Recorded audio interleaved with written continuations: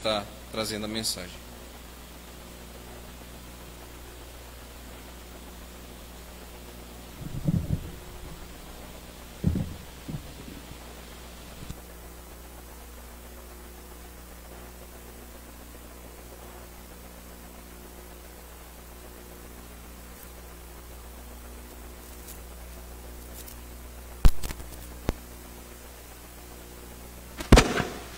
Boa noite, irmãos. Graças a Deus, Deus tem nos dado saúde para estarmos novamente reunidos na sua casa para adorar o seu nome. Sinto a falta de alguns Jeremias, né? Mas que Deus nos abençoe. Amém?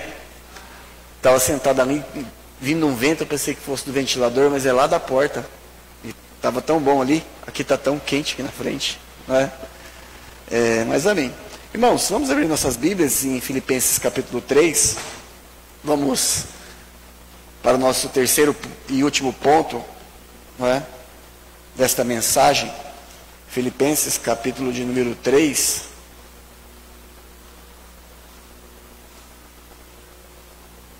Filipenses 3. Vamos ler o versículo 13 e o versículo 14 novamente. Filipenses 3, 13 e 14.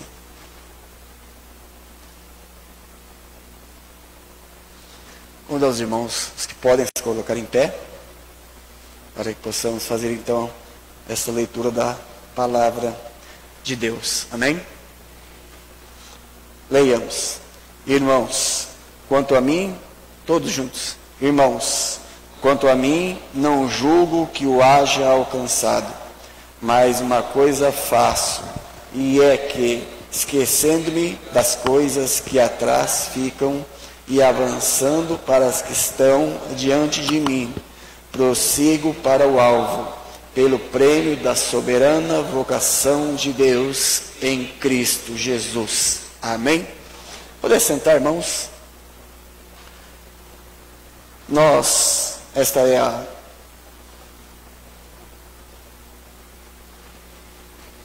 terceira quinta-feira que nós estudamos Filipenses 3, 13 e 14.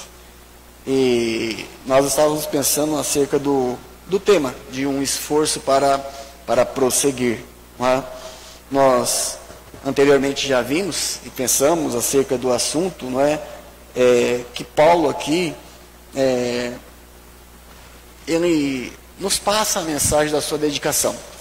Ele procura na sua vida sempre corresponder com o propósito e o objetivo pelo qual o Senhor o havia chamado, o havia alistado. E quando a gente para e pensa a respeito dessa concepção maravilhosa que Paulo tinha do seu chamado, não é? Era um entendimento sublime do propósito de Deus na sua vida, e isso nos anima a buscarmos saber qual a vontade de Deus para as nossas vidas em relação à sua obra. E então Paulo, conhecedor da vontade e do propósito de Deus para a sua vida, ele nos diz aqui nesses versos como ele viveu a sua vida de serviço a Deus, não é? E ele nos fala a respeito de como foi a sua vida no passado, não é? Como ele se comportava em relação à sua vida ao passado, como ele se comportava na sua vida em relação ao presente e como ele se comportava na sua vida em relação ao futuro. E nós vimos que, quanto ao passado, havia um esquecimento sábio, não é? De tudo aquilo que estava para trás da vida de Paulo antes que ele conhecesse a Cristo e que não contribuía para a sua obra, não contribuía para o seu serviço na obra do Senhor, não é? Então ele diz que naquele momento que ele vivia, no momento que ele estava, ele vivia uma outra realidade, diferente daquela antes de conhecer então a Cristo, não é? E ele coloca-se no presente. Quando ele escreve esta carta, ele já está bem velhinho, e ele nos fala, então, a respeito de como ele havia vivido a sua vida quanto ao passado, de como ele estava vivendo a sua vida em relação ao presente e como era a sua caminhada em relação ao seu futuro. Ele fala no versículo 13, esquecendo-me das coisas que atrás ficam.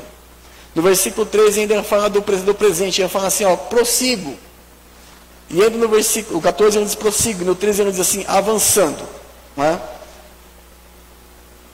E como que Paulo pôde obter uma grande produtividade no seu serviço a Deus, levando em conta todas as dificuldades pelas quais ele passou e nas quais ele se envolveu.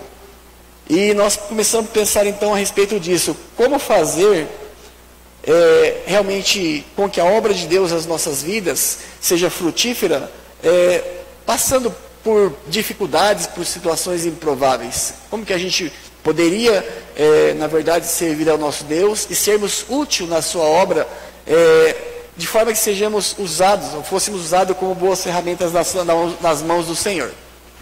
Daí nós passamos para o nosso primeiro ponto. Nosso primeiro ponto foi o quê? Você deveria descobrir o propósito de Deus para a sua vida. Uma vez descoberto o propósito de Deus para a sua vida, nós pensamos acerca disso, que Deus tem um propósito para o chamado de cada um dos seus filhos. Uma vez descoberto, então, qual seria o propósito de Deus para a sua vida, faça do propósito de Deus para a sua vida o seu objetivo de vida. Esse foi o nosso primeiro ponto. Depois, o nosso segundo ponto foi, uma vez que você descobriu o propósito de Deus para a sua vida e fez o propósito de Deus o seu objetivo de vida, que você concentre todos os seus esforços nesse único objetivo. E em terceiro e último lugar, que nós vamos ver esta noite, uma vez feito isso, dedique-se a este objetivo. De uma forma legítima. De uma forma que agrade e enalteça ao nosso Deus. Paulo nos fala qual que era a sua meta. No versículo 20, diz aqui de Filipenses 3, 20, ele diz assim: mas a nossa cidade está nos céus, de onde também esperamos o Salvador, o Senhor Jesus Cristo. Ele diz aqui então que a meta de todo cristão é a cidade celestial, é as moradas celestiais. Todos nós vivemos neste mundo, servimos ao Senhor, nós almejamos estar na glória. Nós temos o desejo, pelo menos o crente, o salvo, teria que ter o desejo de estar na presença do Senhor. Porque um dia isso será a realidade em nossas vidas. E Paulo fazia desse objetivo o combustível para a sua vida. O combustível para o seu serviço a Deus, na verdade. Paulo sabia que um dia tudo teria um fim. E quando o fim chegasse, ele queria estar junto com o seu Senhor, ao lado do Senhor Jesus Cristo, não é? Na glória com o Senhor, servindo ao Senhor. Paulo, ele tinha conhecimento e ele tinha consciência quanto à verdade de que tudo isto que nós conhecemos terá um fim. Tudo vai passar, não é? E quando tudo passar, quando tudo acabar, nós estaremos com o Senhor na glória, nas moradas celestes. Não é? Nós cantamos muitos hinos a respeito disso, na verdade. Não é? Nós cantamos o 496, não é? Que diz assim: há um rio cristalino onde os santos viverão, nasce do divino trono para o gozo do cristão. Nós veremos breve o rio, fim da peregrinação, e louvores sempre eterno, nossos lábios cantaram. Está falando da morada celeste, está falando do nosso destino, está falando daquele lugar que o salvo ele tanto deseja, que ele tanto almeja, não é? E Paulo fala disso aqui para nós, né? Na verdade ele está falando quanto a esta realidade, quanto a essa verdade. O 494, o hino diz assim: eu avisto uma terra feliz, além das brumas e da cerração. Uma cidade muito feliz existe além das brumas e da cerração. Somente as almas por Jesus remidas, com regozijo ali penetrarão. Existem vários hinos que nós cantamos, que fala das moradas celestes. Mas parece que nós cantamos, não com propriedade, nós não cantamos realmente conhecedores dessa verdade e desejosos dessa verdade, de estarmos com o nosso Senhor.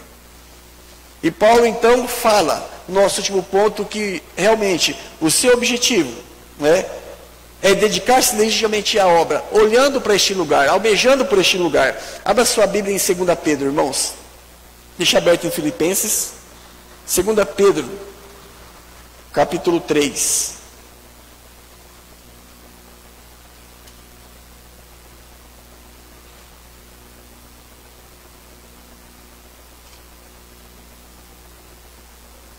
Segunda Pedro, capítulo 3, versículo de número 7. Amém? Diz assim: mas os céus e a terra que agora existem, pela mesma palavra, se reservam como tesouro e se guardam para o fogo, até o dia do juízo e da perdição dos homens ímpios. Mas, amados, não ignoreis uma coisa, que um dia para o Senhor é como 1000 anos, e 1000 anos como um dia. O Senhor não retarda a sua promessa, ainda que alguns a tem por tardia, mas é longânimo para conosco. Paulo se enquadra nessas pessoas, para conosco. Não é? Ele é longânimo para com os eleitos, não querendo que nenhum se perca, senão que todos os eleitos venham a arrepender-se. 10. Mas o dia do Senhor virá, como ladrão, de noite, no qual os céus passarão com grande estrondo, e os elementos ardendo se desfarão, e a terra e as obras que nela há se queimarão. 11. Havendo, pois, de perecer todas estas coisas, os céus, a terra, tudo, que pessoas vos convém ser em santo trato e piedade? 12. Aguardando e apressando-vos para a vinda do dia de Deus, em que os céus com fogo se desfarão, e os elementos ardendo se fundirão. 13. Mas nós, salvos pelo Senhor Jesus, mas nós, segundo a sua promessa, a promessa de Deus, aguardamos novos céus e nova terra, em que habita a justiça. 14. Por isso, amados, aguardando estas coisas, procurai que deles sejais achados imaculados, irrepreensíveis e em paz. Nossa cidade está nos céus. A nossa morada é celestial. O nosso destino é a glória. Nossa cidade está nos céus. Isto é, a cidade na qual nós seremos verdadeiramente livres é os céus. Ela está no céu. Então nós devemos nos comportar aqui, embaixo, não é? Como cidadãos dessa cidade celestial. Devemos olhar para esta cidade com desejo. Não é? Devemos olhar para esta linha de chegada que Paulo menciona aqui, com ardente desejo, querendo realmente estar habitando nessas moradas celestiais, estarmos na glória com o Senhor. O céu é a cidade dos santos. Aqui, os salvos não têm cidade permanente. Não temos. Esperamos coisas melhores, né, irmãos? Mas os salvos, eles buscam uma cidade futura. Uma cidade que seja permanente e durável. Uma cidade, um lugar onde o fogo não consumirá tudo. Uma cidade durável, uma cidade que tem fundamentos. Uma cidade cujo arquiteto e o edificador é Deus. Abra suas Bíblias em Hebreus 11. O ventilador já me ajudou, estava aberto aqui. Hebreus 11, 10. Se a Bíblia for igual a minha, página 1669. Amém? Diz assim: porque esperava a cidade que tem fundamentos, da qual o artífice e construtor é Deus. É nesta cidade que deve estar os nossos olhos.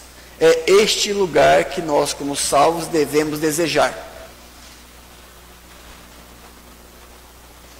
Ainda não estamos nela. Ainda somos estrangeiros, ainda somos forasteiros, ainda somos peregrinos nesta terra, mas estamos buscando uma pátria melhor, uma pátria celestial, um lugar que Deus preparou para nós. É bom sabermos disso, isso nos conforta, faz com que a gente se desapegue de muitas coisas daqui. Hebreus ainda capítulo 11, versículo 16 diz assim, amém? Mas agora desejam uma melhor o quê? O assunto aqui é pátria. Mas agora desejam uma pátria melhor, isto é, a celestial. Por isso também Deus não se envergonha deles, de se chamar seu Deus. Deus, porque já lhes preparou uma cidade. O lugar do crente não é este mundo. Temos algo melhor guardado para nós. O Senhor nos preparou morada. A nossa morada é celestial. Nós devemos juntar tesouros lá, devemos estar olhando para ela, devemos desejar este lugar, esta habitação, na realidade. O salvo tem direito a este lugar por meio da graça de Deus e da justiça de Cristo. E esta sim será uma residência permanente e eterna, e não temporal como essa que nós temos aqui, e que tanto nos consome. Os nossos olhos, irmãos, os nossos corações devem estar nos céus, não nas coisas deste mundo, não na terra. Abra sua Bíblia em Colossenses capítulo 2. Logo depois de Filipenses, onde estávamos. Colossenses capítulo 2.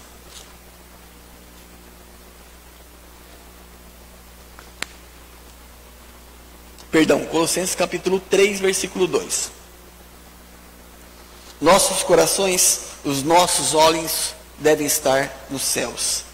Diz assim, pensai nas coisas que são de cima, e não nas coisas que são da terra. Por quê? Porque a morada dos salvos não é aqui.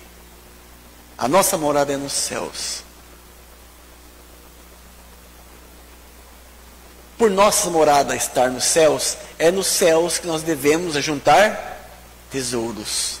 E é ali que deve ter as nossas melhores coisas. Os nossos esforços devem ser para construir coisas neste lugar. E não aqui onde estamos, na verdade.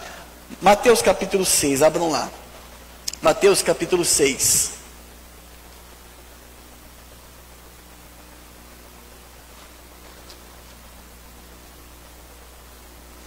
Mateus 6, 21.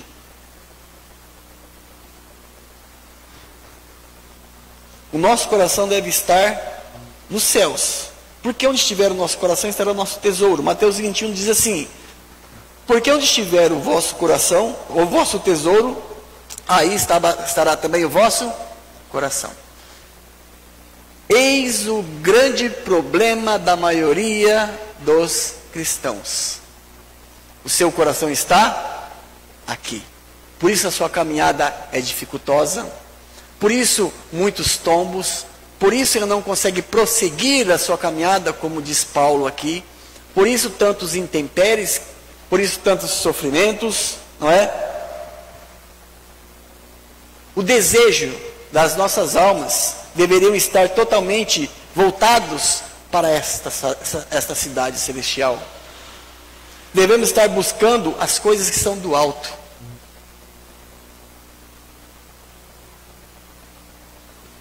Devíamos desejar essa nossa pátria, essa nossa morada celeste, aonde Cristo está.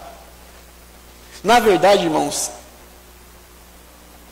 este é o trabalho e este é o negócio da sua vida.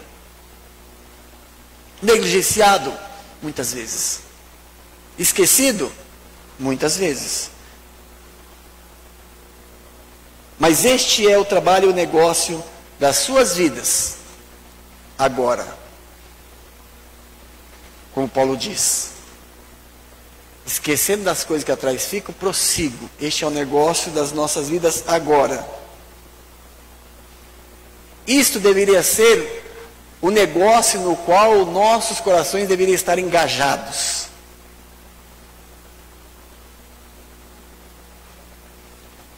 Em Apocalipse capítulo 21, ali é mencionado a respeito dos novos céus e nova terra. Logo após o milênio, virá o julgamento do grande trono branco, será o fim de todas as coisas, não é?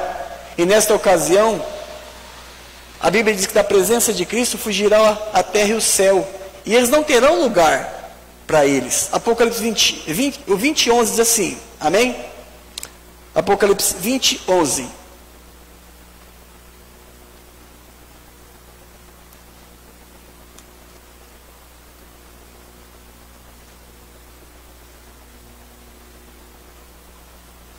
Diz assim, e vi um grande trono branco, e o que estava assentado sobre ele, que é o Senhor Jesus Cristo, de cuja presença fugiu a terra e o céu, e não se achou lugar para eles. O 21, João viu esse novo céu, essa nova terra. Apocalipse 21, 1, vira a página. Diz assim, e vi um novo céu e uma nova terra, porque já o primeiro céu e a primeira terra passaram, e o mar já não existe. Irmãos, a Bíblia fala do fim de todas as coisas. Fala que tudo chegará na sua consumação. Um novo céu, uma nova terra, não como o primeiro céu e a primeira terra criada por Deus lá em Gênesis. Esse novo céu e essa nova terra serão diferentes. Esse novo céu e essa nova terra do futuro serão diferentes em muitas coisas. A palavra aqui que João usa para novo é kainos, significa não usado, não recente, não recentemente, recentemente feito, significa fresco, significa não surrado, não usado, uma espécie nova, incomum. O que Paulo tenta nos dizer aqui para nós, irmãos, é que você tem que olhar para as coisas do céu. E não gaste tempo e não se desgaste com coisas que chegarão ao fim e coisas das quais você não poderá levar. Abra sua Bíblia em Isaías capítulo 51. Isaías 51, 6.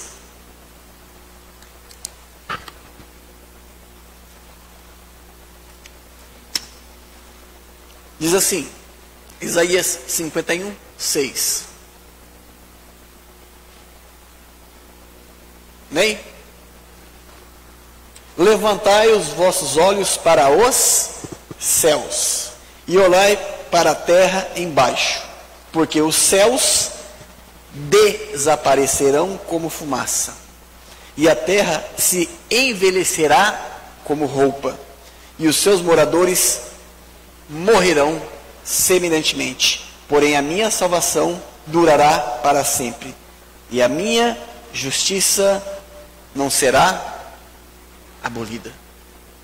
Como é bom saber disso, irmãos. Como é gostoso saber que quando isso aqui tudo tiver fim, nós teremos uma morada com Deus, né? Ele fala de algo novo para nós.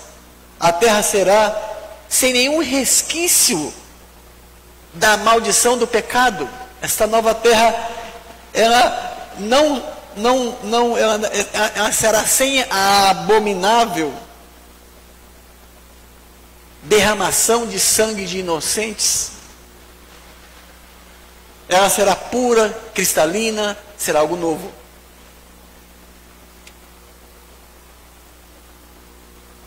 Tudo será feito novo. Tudo será novo. Tudo novo para nós. Eu fico pensando, irmãos, como nós deveríamos ser sábios, não é? Mas infelizmente, na maioria das vezes, como nós somos tolos. Nenhum servo do Senhor deve ser tão, eu diria, imbecil, nenhum servo do Senhor que conhece essas verdades, que conhece o Senhor Jesus Cristo, que conhece as suas riquezas celestiais, nenhum servo do Senhor deveria ser tão imbecil a ponto de perder o sono com a preocupação de adquirir bens que não pode levar consigo para a sua cidade celeste, para a sua morada celestial.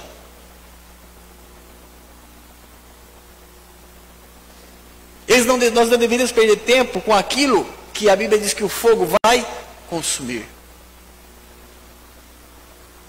Aquela preocupação ou aqueles prazeres que rouba a sua comunhão com Deus, que rouba a sua comunhão com a igreja, aquelas preocupações e aqueles prazeres que roubam o seu tempo com a sua família.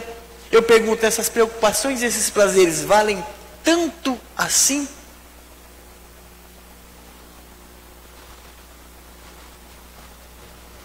Por mais que se pense que posses são importantes, a Bíblia diz, tudo é passageiro neste mundo. Você não conseguirá segurar por muito tempo. Então, seja sábio. Busque primeiramente o reino de Deus e a sua justiça. Assim você não gastará o seu tempo, assim você não gastará a sua saúde, e assim você não gastará o fruto do seu suor naquilo que será queimado. Não precisa abrir, eu vou ler novamente, 2 Pedro 3,10 diz, mas o dia do Senhor virá como o ladrão de noite, no qual os céus passarão com grande estrondo, e os elementos ardendo se desfarão, e a terra e as obras que nela há se queimarão, inclusive todas as posses de todas as pessoas. Ah, pastor, mas você fugiu do assunto. Cadê o texto de Filipenses? Ah, tá. Filipenses capítulo 3, volte lá. Com isso em mente, pensando nisso, Paulo diz em Filipenses 3,13, ele diz que ele esquece das coisas que estão atrás dele e ele avança para as que estão adiante dele. O que o crente tem adiante de real valor? O céu, a morada de Deus, não é? O que Paulo está dizendo, eu trabalho, eu me dedico, eu sirvo ao Senhor, olhando para a minha morada celestial, olhando para o céu. Ele diz assim, avanço para as que estão diante de mim. E no 14 ele diz assim, eu prossigo para o alvo. Qual é o seu alvo? É este mundo ou são as moradas celestiais? Onde está a sua pátria? Neste mundo ou você aguarda a pátria celestial? Você quer este mundo ou você quer os novos céus e a nova terra? Porque o desejo correto e a visão correta dará a motivação correta. A motivação de Paulo era essa. Ele desejava as suas moradas celestiais. Portanto, eu digo para vocês, irmãos,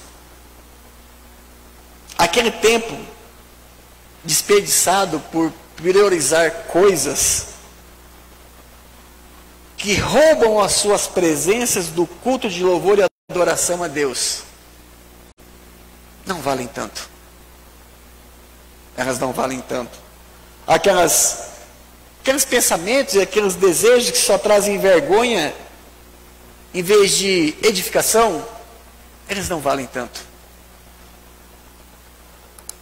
Os investimentos, que redundam somente para a grandeza do homem e não impulsionam a causa do Senhor, não valem nada. E as amizades que promovem vanglória em vez de crescimento na obediência da palavra de Deus, tudo isso são obstáculos para que você não consiga fixar os seus olhos nos céus, para que você não consiga pensar nas coisas que são de cima. A Bíblia diz que serão desfeitos. Tudo isso será desfeito. Serão destruídos nesta hora. Conhecedores que somos, que virá tal fogo, que terá tal purificação. Como deveríamos procurar ser santos como santo é o nosso Senhor. Como deveríamos procurar trabalhar como trabalhou o nosso Senhor. Por isso eu digo para vocês, uma vez descoberto qual a vontade, qual o propósito de Deus para a sua vida, faça desse propósito de vida o seu objetivo. Uma vez feito isso, dedique-se a esse objetivo, legitimamente. Abra sua Bíblia em 2 Timóteo. 2 Timóteo capítulo 2.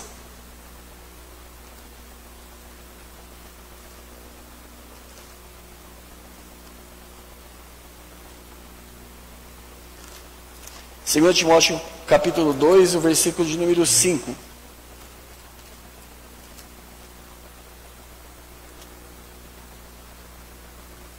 Diz assim: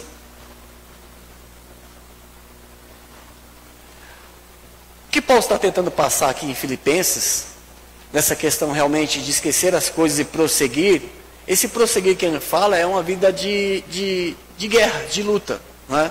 Em 2 Timóteo 2,5 ele fala assim: se alguém também milita, este militar é realmente servir ao Senhor, é lutar contra essas coisas erradas, é ser um bom soldado no exército de Cristo, contra tudo aquilo que desagrada a Deus. Ele diz: se alguém também milita, não é coroado se não militar legitimamente. A palavra grega aqui para legitimamente é nomimos, significa legalmente, ou seja, batalhar e lutar conforme a lei, legitimamente, conforme a lei. Mas conforme qual lei?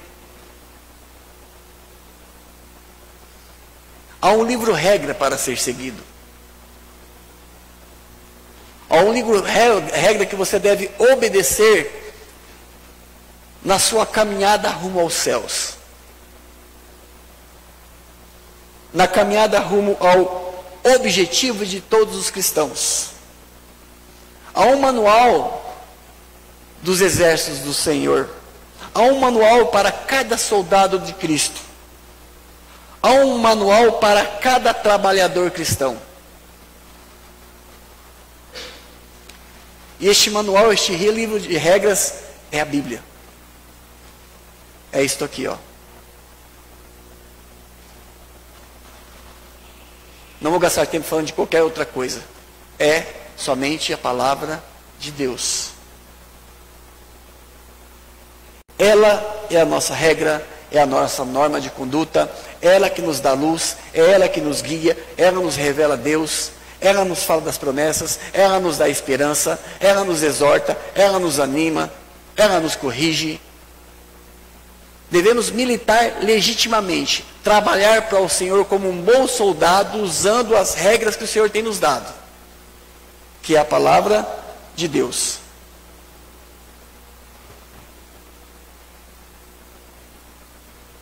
Paulo fala: prossigo,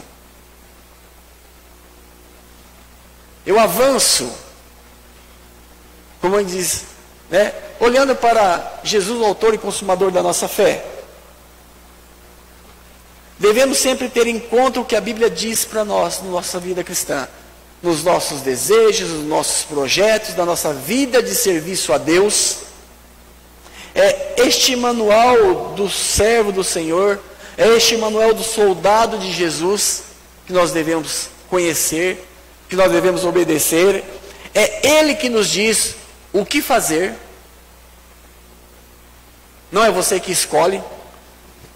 É Ele que nos diz o que fazer. É Ele que nos diz como fazer. É Ele que nos diz quando fazer. E é Ele que nos diz o porquê fazer. O que você tem feito? Você tem tirado de onde? Não é? E a maneira que você tem feito, você aprendeu onde? E como você sabe quando fazer? Qual o auxílio para você? O que tem servido como base para que você saiba como fazer?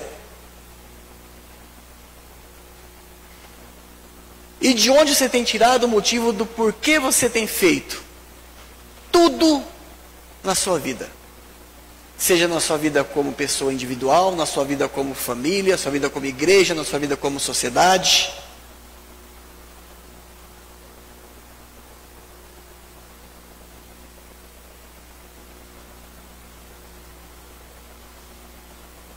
Este livro,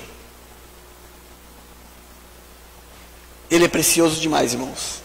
Para que saibamos o que fazer, como fazer, quando fazer e por que fazer. É preciso que nós tenhamos uma relação íntima com a palavra de Deus. Você deve ouvi-la. Você deve aprender dela. Você deve permanecer e não se desviar das verdades contidas nela. Você deve obedecê-la. Isto é militar legitimamente. Isto é lutar a guerra do Senhor legitimamente, usando a palavra de Deus, usando a Bíblia. Isso é militar legitimamente. Nós devemos olhar o livro regra de nossas vidas espirituais para ver e saber o que temos e podemos fazer.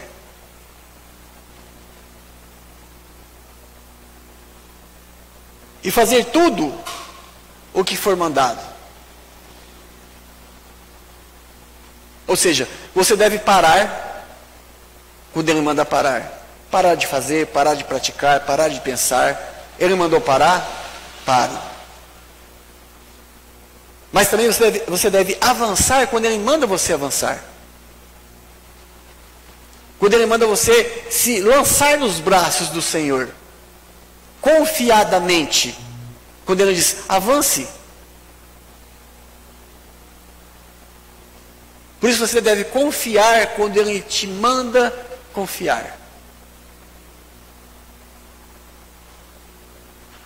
Mas também você deve fugir quando Ele manda fugir.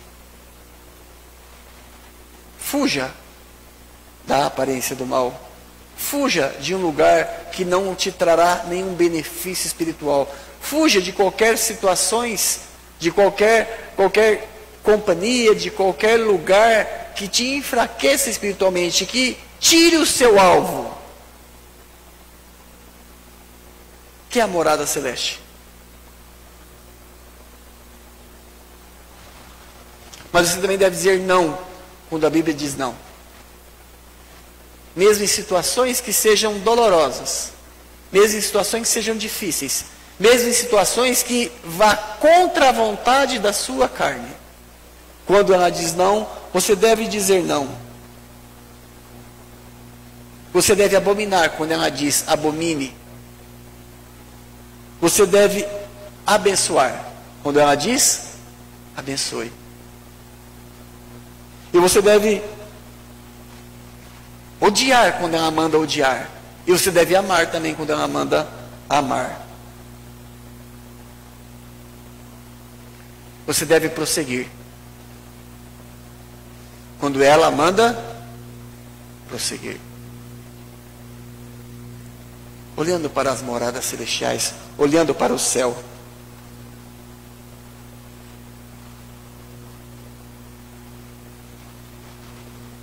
Nosso primeiro ponto foi: faça do objetivo de Deus o seu objetivo de vida.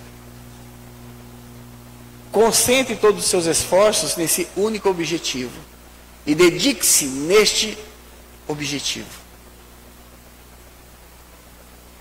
Sempre olhando para a sua morada, porque a sua morada não é aqui. Não somos daqui. Estamos aqui de passagem, não é? Então não gaste a sua vida, não gaste o seu tempo, não gaste as suas forças naquilo que você não levará, naquilo que será queimado. Ah, pastor, então quer dizer que eu tenho que deixar de viver? Não. Mas também não morra tentando viver. Caminhe dentro da vontade de Deus. Filipenses 3, 13 e 14, vamos ler para a gente encerrar?